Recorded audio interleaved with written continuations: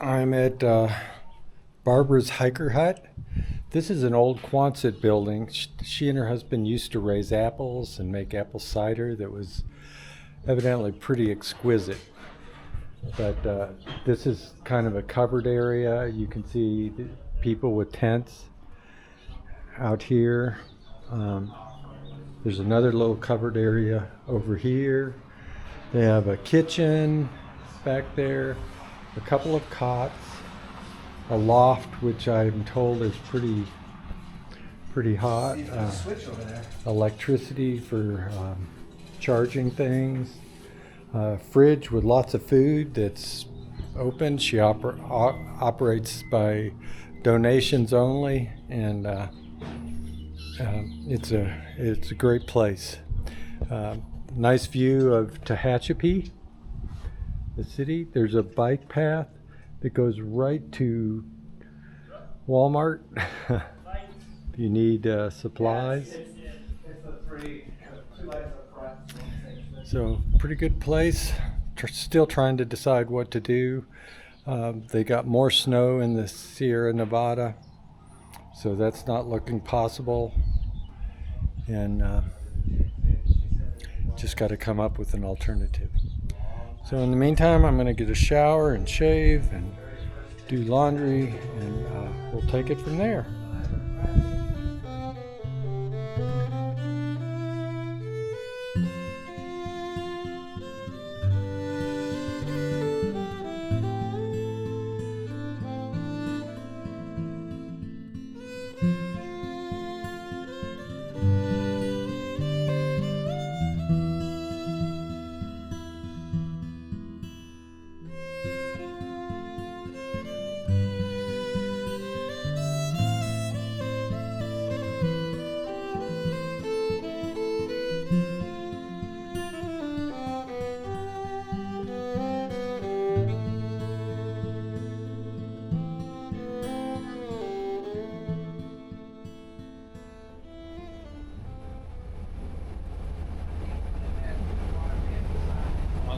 To Bakersfield. From Bakersfield, I'll go to LA and get a Greyhound. Some of the hikers at the Hiker's Hut are getting off trail and going back home for a week.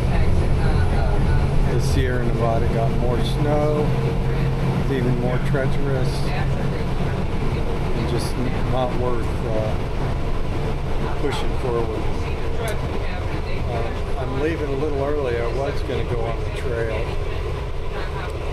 another 100 miles north, but that didn't work out because there's a shuttle service to the southern terminus of the CDT, and it's going to close down in a couple days. So I want to get there so I can get that shuttle service. They also have a water cache system, which will be really important in this hot desert hike.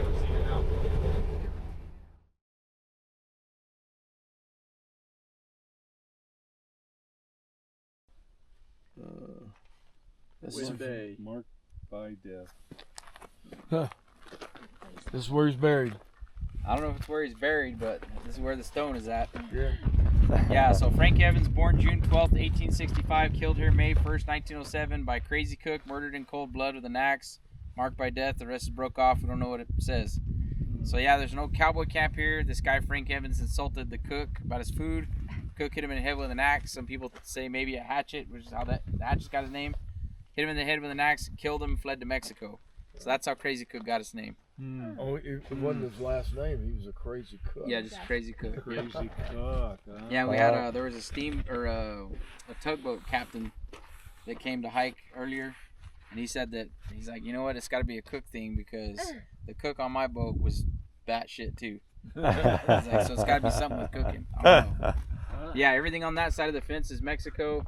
Okay. Onions right here, like I say, alfalfa. That alfalfa field, I don't know if that's mustard weed growing in it or if they sprayed it and they're going to replant it. Something.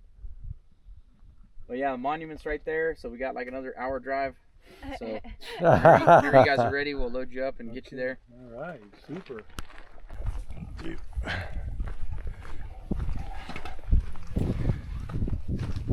All right, here's the southern terminus, the official monument. The cool New Mexico sun deal. It's got the little map of it, the trail that unites us, southernmost point of the Continental Divide. Sure enough, it's been hit by a gunshot like all the other signs. Over there is Mexico. The border wall has not been put there yet. There's evidently a Mennonite farm there. Mexico has no restrictions on water pumping from wells, so there's a lot there. You can see the dust haze in the distance in the little shed. And here's the trail. And I'm ready to start. Oh, hell yeah, man. So, first impressions, really different landscape than the PCT. May not look like it to you. We are walking on dust.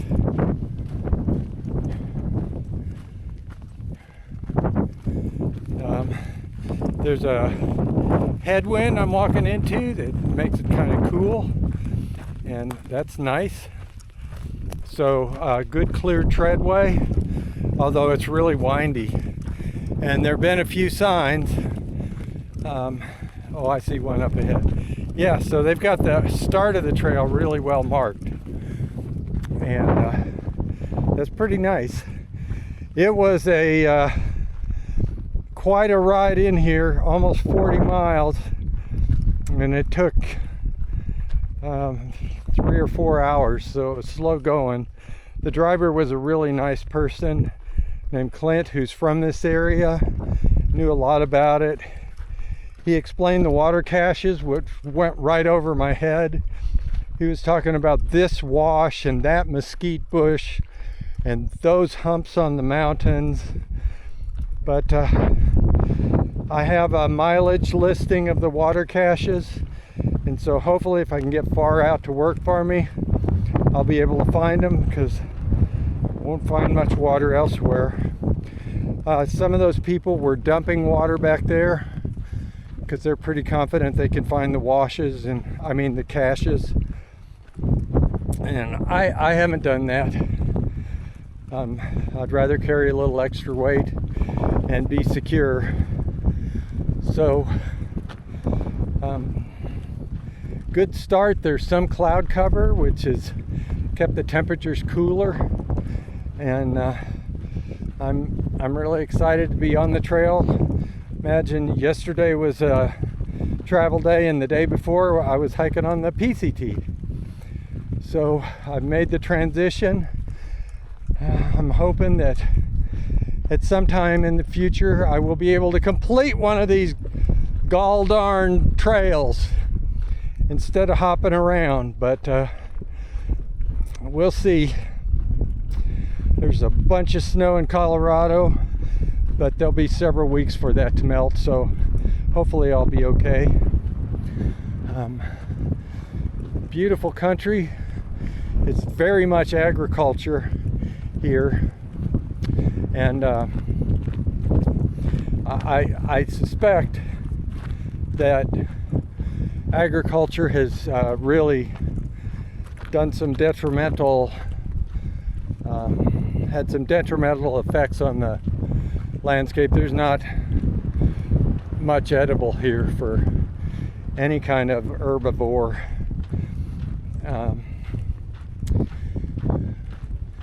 They graze sheep up in the mountains and cattle down here, and there's definitely far less variety of foliage, flora, whatever you want to call it. These little brown bushes here, those are supposedly greasewood, and there's also mesquite coming up here, and something called oak O'Neill. I've seen a couple of hawks, so there must be rodents or some kind of little animal. We did see a deer, but The mountains are, there's one range that's called the Big Hatchet and one the Little Hatchet. I don't know. But we won't be going up into those. Oh, I'm zooming along here in the desert of New Mexico.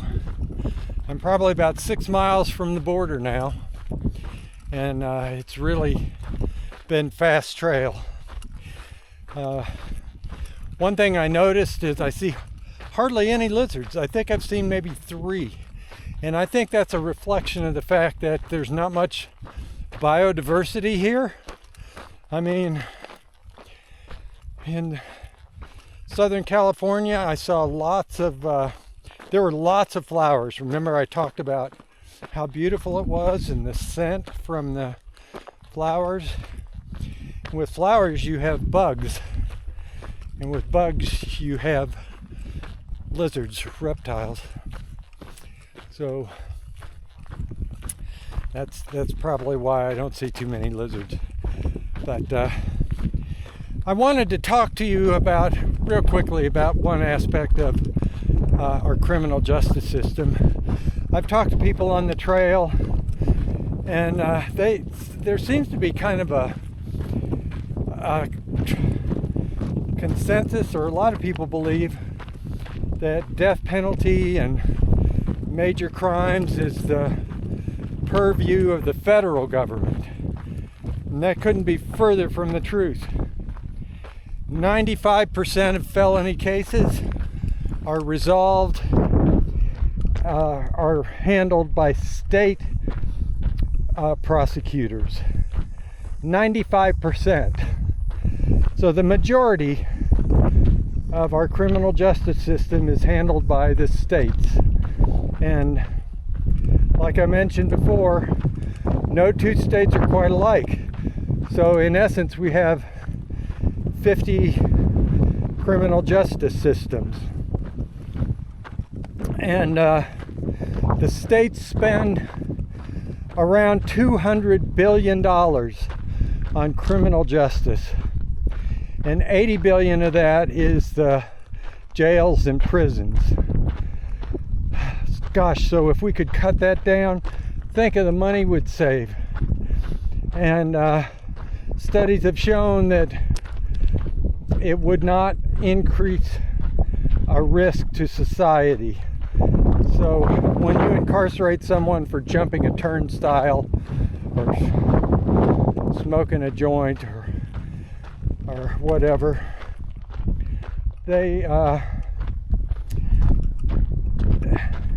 it's not making us any safer, and it's probably creating a new criminal in essence. So I mean, there are people that need to be incarcerated for sure, but if we can let Richard Williams go after he molests his children for years, if we can let Lindsay Lohan drink and drive repeatedly and have multiple drug convictions, and she gets put behind bars for a matter of a few days,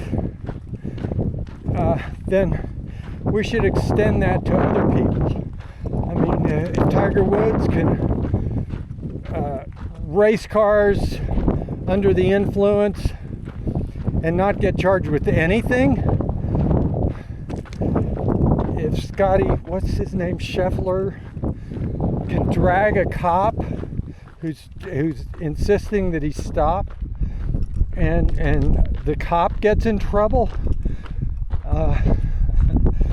I think we can extend it to others. But prosecutors in this country are elected for the most part. There's a few states that are exceptions, and nowhere else in the world is that the case. So there's political pressure for prosecutors to convict people.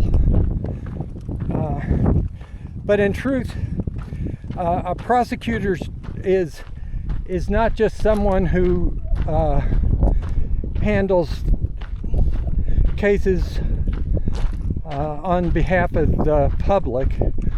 They are also considered ministers of justice, and as such they need to make choices about, does this really need to go to trial? Do we really need to put this person behind bars?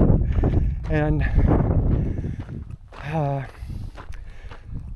I think if you start reading about these cases and our mass incarceration, you'll come to the same conclusion I do, that they're pretty much out of control. I mean, cops can arrest people and charge them, and the prosecutors take just about every case. They don't winnow out the situations that really don't need to involve harsh penalties. So I just wanted to make that point, that criminal justice is by and large a state thing, and it's not a federal problem at all.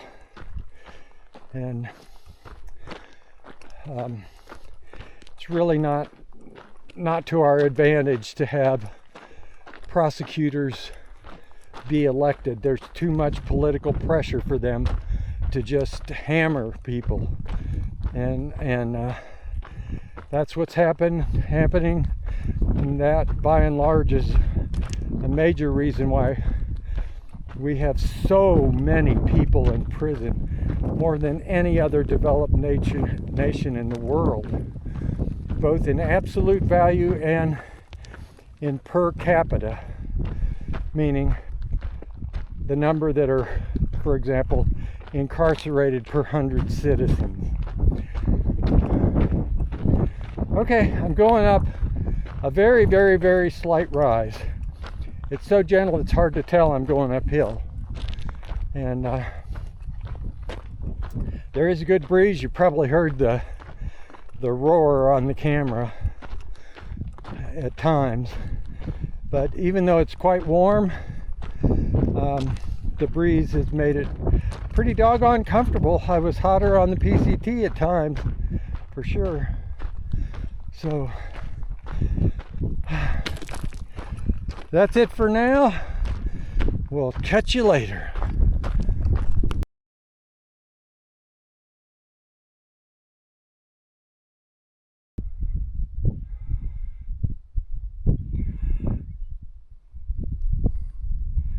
Those are the little hatchets. The moon is setting.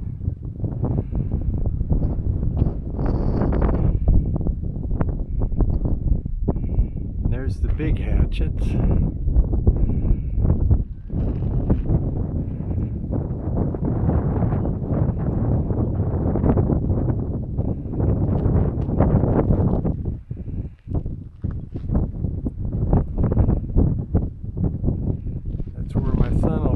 This morning.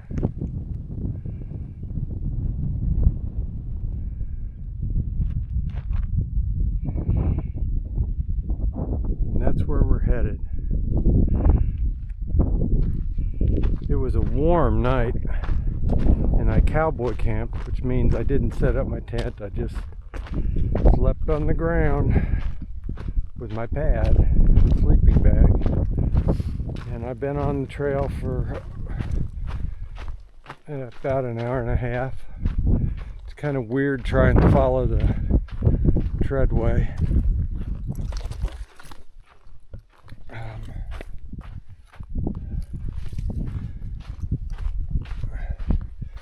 They have these signs, but there are cattle that run in here, and they make paths too.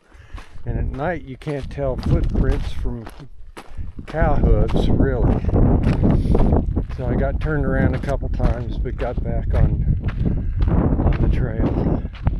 Now that it's getting light, it should be easier.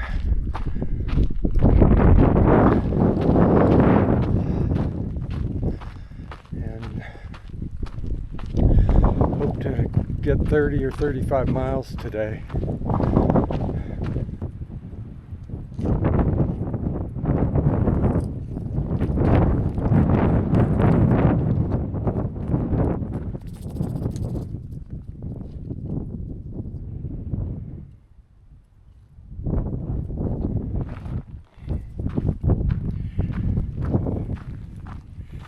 That was one feeble looking rattlesnake. He had about, they call those things buttons, the little segments on the rattle. And he had about 10 of them. I assume it was a he, I don't know. But that was a tiny snake compared to the one I saw in Southern California. And that one didn't look very vigorous either, so. Tough times for snakes here in New Mexico. I think they get one button every time they shed a skin. I don't know how often they shed their skin. But yeah, I'm glad I saw that thing. I need to stay on the lookout. The one I saw, or I saw two in Southern California, and they were almost black.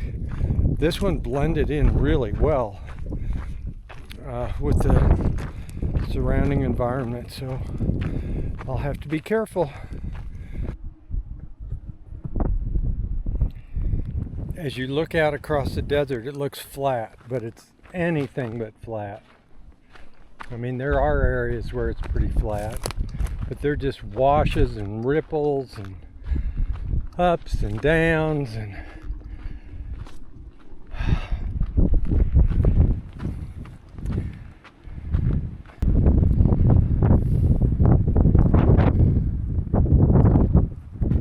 I got a shuttle to the southern terminus, as you well know, and it cost $175, but it was well worth it. They registered my hike. I will get notices of trail closures and problems on the trail. Plus, they have 5 water caches, and this is one of them. This is a typical bear box, but they're using it to store water. So each hiker gets an allotment of 5 gallons. I mean, 2 gallons per stop. March 13th, cowboy camping. This is my view.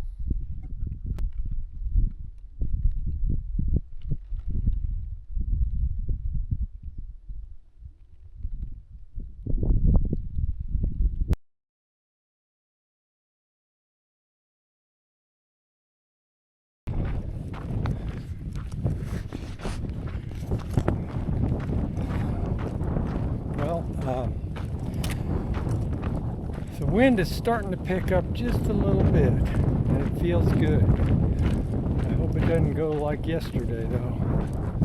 But that's probably the case.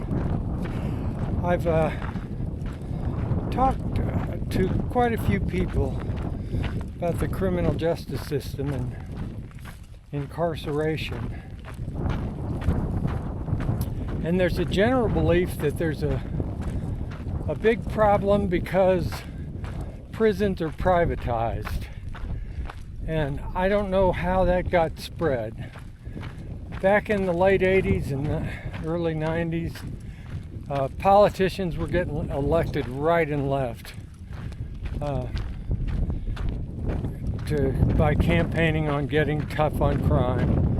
Violent crime had been on the rise, and I've talked about that in the past. And one of the things they wanted to do was to increase the number of people that were put in jail, in prison. And to do that, they were advocating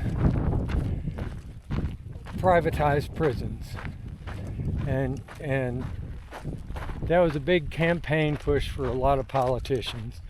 In my state, George Allen had been governor, and he got elected largely on his tough on crime stance, and but that's a long story. So the truth is, today only about 8% of our prisons and jails are private, and all the rest are public. There is a huge amount of money spent on private firms who provide services for prisons and jails, be it laundry, security, communication systems, food service, and on and on and on. I don't have the breakdown, but I know that there's a lot of money that goes to private firms who are in the business of helping run prisons. But I just wish people would get it out of their head that prisons are private, because they're not. Most of them are still government owned and run. Okay, we got a bull down here, very interested in a cow. Hopefully he's not going to come after me.